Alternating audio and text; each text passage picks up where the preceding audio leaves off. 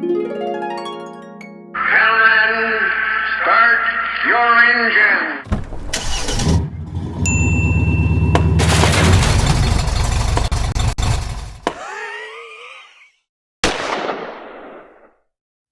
Hello everybody, I am coming to you today at a weird time and actually on a weird day because I don't do shows on Saturday. But I'm not doing a gun video today or a constitutional video or a video dealing with individual liberties or freedoms or any of that stuff. I'm actually today wanting to speak to a subsegment, a little group of people inside the group of people that watch my channels that are also, like me, kind of a gearhead. I know a lot of us are just cliches. We like guns and cars and motorcycles, and there's nothing wrong with being cliche and boring. It's just typical. So, and I know there's a lot of you who watch, based on what happens in the live chats quite often, that are really into cars also. I think most people know I really like cars. I am on a quest now, from now till the day I die, which at this rate, with my diabetes and everything, could be any day. Or my fact that I don't look real good when I cross roads either. So that probably not going to make me live a lot longer. But just in case I don't have a lot of time, I'm trying to drive as many cars as I can because I love cars. And much like with guns, I like to try different cars, experience different things. So I usually only keep a car about a year, sometimes not even that long. Then I trade it in. Currently, I am driving a car that a lot of people out there probably don't like, and I can understand why you don't like it, but I love it. It's an awesome car. It's the Mini Cooper John Cooper Works Clubman, and I said that in a weird order there, but it is the John Cooper Works version of the Mini Clubman All 4. It's a all-wheel drive. It's got over 300 horsepower in that little package. It's a dual turbo engine. It's a 2-liter 4-cylinder, but it's just an awesome little car. It drives like it's on rails. The interior is really high quality. It's got most of the bells and whistles you could hope for. It doesn't have blind spot monitoring, which it really doesn't need because it's so small and there's so much glass you can really just do that, see everything. And it doesn't have, there's one other thing it didn't have, I'm trying to remember. Oh, cross assist in the back. But once again, the camera is very wide angle, so I don't really know if you need it. But it does miss those two things. They're in on the 2022s, but not the 2021 I have. But like I was saying, I drive a Mini Cooper. And I've done it up a little bit. I always do my cars up. It's kind of in a Deadpool theme. And, I enjoy having fun with my cars a little bit. Stay youthful and young. As my knees crack and pop as I get in and out of the car. And I have trouble squeezing under the steering wheel. But other than that, stay pretty young. But what I want to do is I want to trade it in. And there's a couple of options I want to trade it in on. Now, some of you might say, keep the Mini. And that's going to be an option. But what I would love to hear is which of these coming options you think would be a good car to trade it in on. Now, one car I'm wanting very badly, but looks like I might not be able to get them because now they are not being shipped into Washington anymore because they have ceramic brakes. And apparently ceramic brakes are killing salmon. I don't know. But I don't know what the deal is. But not going to be coming in anymore. But I could probably maybe get one if I go down to Southern Oregon. But the waiting list on them is really long right now because they've stopped coming on to the West Coast. So chances of getting a 2SS Camaro is pretty slim because I want the 2SS 1LE. Don't everyone say, get the ZL1. No, those are useless on the fucking road. They're awesome on the track. But they're low gas mileage and they're way over the top power. It kind of makes them useless on the back windy roads I live on. Kind of like my Challenger had that problem. It was an awesome car, but on these windy back roads, there were two problems with that Challenger. And the Challenger is what I traded it in. What I traded in on the Mini Cooper. And one of the problems I have with the Challenger on these back windy roads is there's a lot of up and down and a lot of switchbacks and, and hilled bank curves and stuff.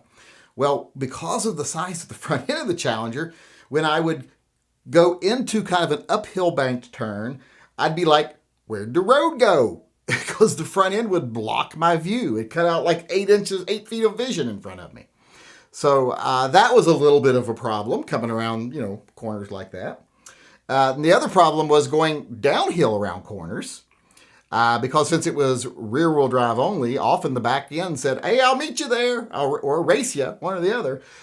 So that wasn't always the most fun. Drifting is fun on a racetrack. Oh my God, it's fun on a racetrack. If you're doing it on somebody else's tires. I don't like doing it on my tires. But if you're drifting on someone else's tires, it's fun. If you're drifting around a corner with a log truck coming the other way, not as much fun. So that's why I traded it on the Mini. All-wheel drive, handles like it's on a rail, just really nice quality build. It's a German car. It's really a BMW 135i with a different body on it. So it's a great car. But like I said, wanted to trade in. The 2SS Camaro was one of my options. It's looking like it's not going to be possible unless I'm willing to wait a long time. So if you choose the Camaro, you're probably going to think, well, you should probably wait a long time. But there's pros and cons to the Camaro. Pros, that engine, the sound, and it handles exceptionally well for a rear-wheel drive car. For a rear-wheel drive muscle car turned sports car, handles very well. Out of the three big ones, the Challenger, the Mustang, and the Camaro has the best handling, period. I've driven them all, owned two of them. The Camaro is the best. The downsides of the Camaro, the interior just seems cheap. I mean, it doesn't seem much above the level of a Chevy Aveo, much less seem like a $50,000 car. The interior just doesn't seem up to snuff. Other than that, nice car, but it is rear-wheel drive, and I do live in an area where we get a lot of snow, so all-wheel drive would probably be nice. So I thought, well, maybe I'll stick with all-wheel drive. But like I said, the Camaro is still something I really, really want. Another option I have is going electric. Getting myself one of the Mustang Mach-E's from Ford. Nice car, can get it in all-wheel drive. It's not, for an electric car, surprisingly, it's not quite as peppy as I would like. 0 to 60 is like 5.1 seconds. A little slow. My Mini Cooper does it in 4.3. So not really the fastest car in the market, but loaded up with technology. It's got a decent range, 275 miles. I would definitely get the Premier or whatever it's called, the X system, extended range.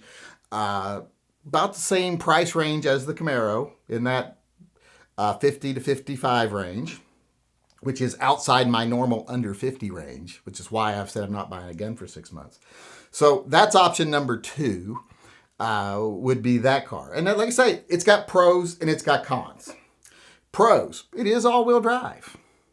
Pro, it's very interesting looking. I think it's very interesting looking, and I love the interior. The interior seems very nice. It's kind of space age, but not quite as space age as our Tesla, which looks like the bridge of the Enterprise or something from the next generation.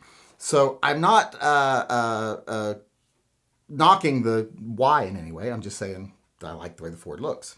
So that's one option. Those are the pros, like I say. Well put together, looks nice, all-wheel drive. Cons, it ain't that peppy, like I said. 5.1 to 60 that's not great. If something with the name of a Mustang on it should do faster than that. 4.5 I would have taken, but 5.1, another con to it is that it's electric and I'd have to charge it. And I don't drive a lot. And I think electric cars aren't great for people who don't drive a lot. Like I might only drive once a week. And that's just, I think that's not conducive to an electric car. But maybe I'm wrong. Maybe the batteries nowadays can handle that. But that's one of the negatives. And also, if I bought it, we'd have 2 electric cars. Which would mean when we do want to do longer trips, we wouldn't have the option of saying, let's take the gas car. It would be the electric car, and we'd have to deal with charging, etc. Which, even though we don't do long trips very often. We go to the coast, that's not even 100 miles away. It's like, 70 miles or something? So probably would never be going any further than the range would take us there and back. But still, it is a concern. But now I have a third option. As I did my live chat today from the Chevy dealer in Vancouver, because I was there getting the bad news about the SS's, I happened to stop on over at the Genesis dealer in Vancouver. And I made the mistake of looking at a black Genesis 2022. The other models I've been looking at are 2021s. Looking at a 2022, which is what I already have. I already have 2021. But like I say, one more time here. 2022 Genesis G70 3.3 turbo, all-wheel drive. It has a 3.3 liter dual turbo engine. I don't know why they should put TT after instead of just T, because it's dual turbo. It is all-wheel drive, which is awesome. Its interior is amazing. I was so impressed with the interior. The exterior is kind of nice looking too. It might be a little on the plain side, but it's definitely not as plain as like an Audi or something like that. But it's got these really unique divided headlights and taillights and everything. But just a really awesome car. Amazing sound system. Underseat subwoofers, 15 speakers. I think it's called like Lentronics or something, the system that does it. It's one I'm not familiar with. Nice 10-inch display screen. It's also got the one thing I kind of didn't like is it's half analog dash and half digital. And it does mimic the other side as being analog with digital stuff in the middle. But when you turn like a turn signal on or something, it does have blind spot monitoring. And it actually brings up the image right on your instrument cluster of whichever way you're turning as a little camera view. And this one has all the bells and whistles, lane assist, forward collision assist, cross assist, it's got every bell and whistle you can think of. I can't think of anything technology-wise this car doesn't have. And there's a fly in here bugging the shit out of me in case no one can see. But now I kind of want the Genesis. Now, if you're not familiar with Genesis, it is Hyundai. It is their premium line, kind of like how Acura is and Lexus are for Toyota and Honda. So it's basically, that's what it's competing with. I did look at a TLX, a Type S from Acura. Gold is pretty, but the performance on it just isn't up to what I think it should be. But I mean, I'd be glad to hear from people out there on the TLX Type S too, if you think that's a better buy. It is a pretty car. Just performance-wise, I don't think it matches up to the G70. It's got less horsepower, it's heavier, it's just a lot of those things. So, like I said, option number 1, SS Camaro 1LE, which is going to be hard to find. Option number 2, the Ford Mustang Mach-E extended range, which is, got the downfalls of the electric car, but it is all-wheel drive. And number 3, the one that I'm kind of leaning towards more than any of them now, and I'd love to hear your opinions on them if you have an opinion on them, the Genesis G70, the 2022 Genesis G70 all-wheel drive 3.3 turbo, dual turbo. If you was going to buy one of those, which would you get?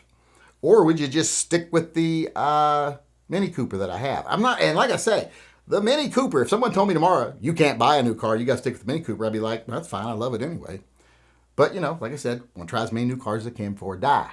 That's the one thing I spend money on other than guns. And like I said, over the next 6 months, I'm not even going to spend money on guns so that I can afford to trade my car in on something a little more pricier than I normally would. So let me know, what do you think? Which of those cars would you buy if you were going to trade in the Mini? Or would you just keep the Mini?